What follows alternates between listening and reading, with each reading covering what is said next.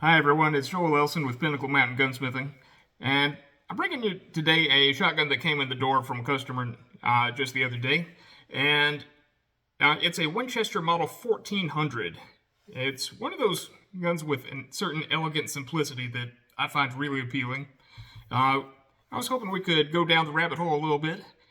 We did a little maintenance on it, and it's just one of those really neat guns that I had never encountered before, but I was alive when it was made, but it just really didn't pass my consciousness.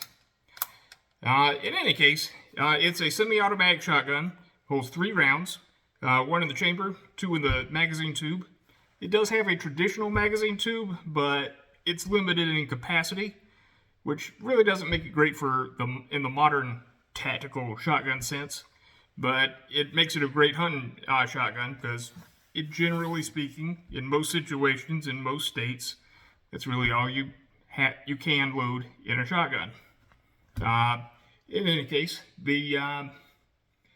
let's go ahead and get into it. I'll take you through takedown and disassembly, some tips and tricks and things I've picked up, and we'll see where we go. Stand by.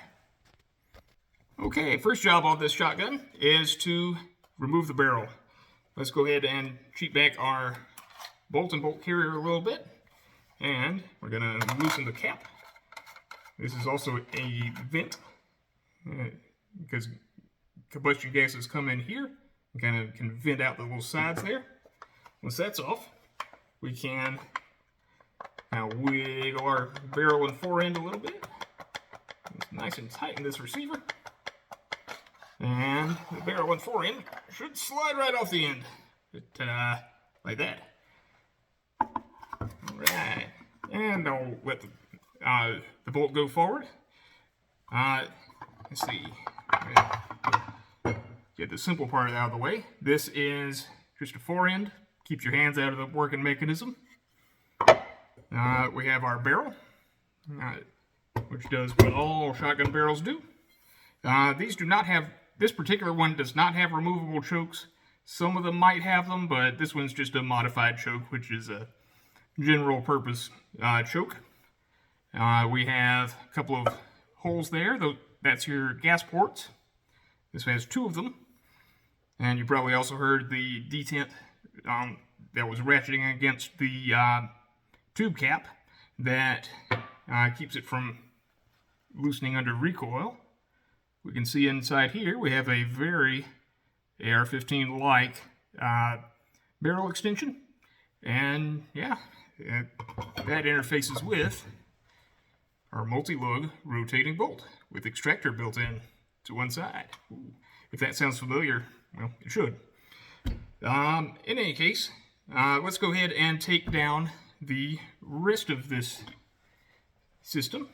I'm going to keep it kind of zoomed out here for a minute, just because these are big parts and quite long, and it's a little easier to handle like this. We have our gas plug. You can see the inside of it right there, and I have a wooden dowel. I'm just going to push that into the tube a little bit and take out this little pin that's connecting the action bars to the piston, and just going to ease off the pressure. You don't want to lose the pressure too quickly, because it will make this piston fly across your shop. Go ahead, ask me how I know. The little hole down here, that's where our pin goes in, and these 2 little holes interface with the gas ports on the barrel. And yeah, it's a little dirty inside there still, but that's a lot of the carbon scraped off. And of course we have a recoil spring. And that just sits in the tube. Alright, well, we got a little better camera angle for the rest of the disassembly, and we'll be right back. Stand by. Alright, for our next stage of disassembly, I've kind of elevated the stock onto this block, and that'll let us knock out this little pin that's holding in the trigger and fire control group. I'm just going to use a punch because I have it handy, and it just makes it easy. And that pin really comes out pretty easy. And we have our pin, symmetric, a couple of dimples either side so you don't slip out of it with your punch. or whatever you're using to push it out in the field. And we can remove our trigger group. Honestly, unless you have compelling need, do not disassemble all this claptrap. This is a lot of parts. We have our safety right there. Push it through, you see a little red. Pretty standard stuff. And there's our trigger. Boop. And we have our shell lifter. And when that comes back forward, boop, just trips this little extension lever. This also includes our shell stop and the interrupter here. And that's kind of it. It's this big chunky metal frame. Unless you have a compelling reason, i.e. something's broken, don't disassemble this.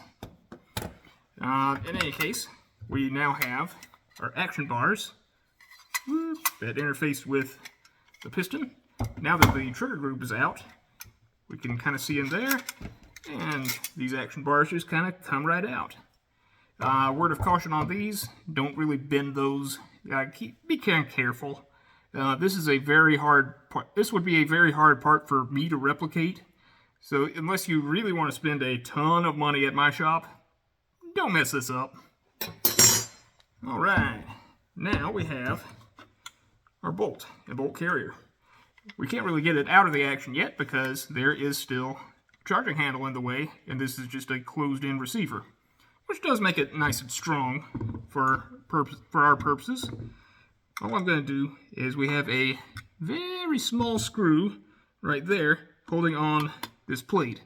Once I do release that plate, the firing pin is going to shoot out the back, which it's contained in the receiver, so that's not a huge danger. But in any case, let's go ahead and undo that screw. If I have the right screwdriver for it, which I don't think I do. Stand by real quick, I'll be right back. Okay, I've gotten that screw out of there, and I've kept my finger on top of the charging handle / plate here, and just letting that ease off of there. And our firing pin and spring is coming right out. You just kind of dump that, and that's pretty straightforward. Alright, we have our bolt and bolt carrier still in there, and in order to get the charging handle out, something I've learned how to do on this, having done it a few times, is kind of have to turn it this way. There we go. Just gotta turn it this way so I can see it. And maybe you can see it too. Alright, let me slide that back a little bit. Bring this forward. And hey, our plate comes off of the bolt carrier. Ta-da! And that's our plate. And that's the teeny tiny screw that held it in. So yeah, we have our bolt and bolt carrier still in, and we can slide it right out the front. Only other part that's still in the receiver, we'll get back to this, is our ejector. This little end sits on a tiny little stud inside the receiver, and that is our ejector. It sits along the left side of the bolt carrier, and yeah, it's pretty much a big leaf spring. Just boink, flicks the cartridge out.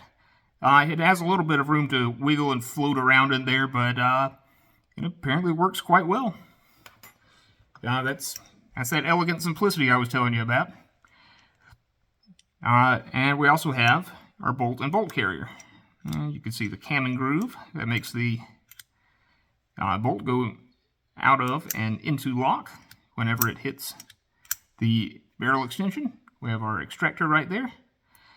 This cam pin can be removed, but unless you really have a compelling need, i.e. something's broken or extremely dirty or rusty or something like that, then I suggest you don't take that pin out, because it will kind of rain out parts, and a tiny little disc and giant spring will rain out across your shop.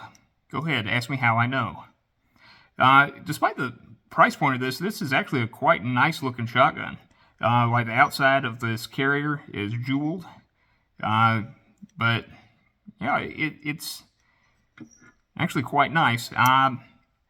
Winchester stopped making these in 1994, I think, which is, gosh, that's 20 years ago now. But to my mind, that's not that long ago. But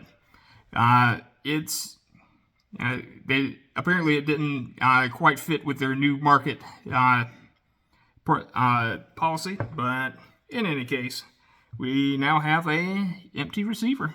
Magazine tube can be wrenched off, but there are a lot of little bitty parts. You can see our follower right there.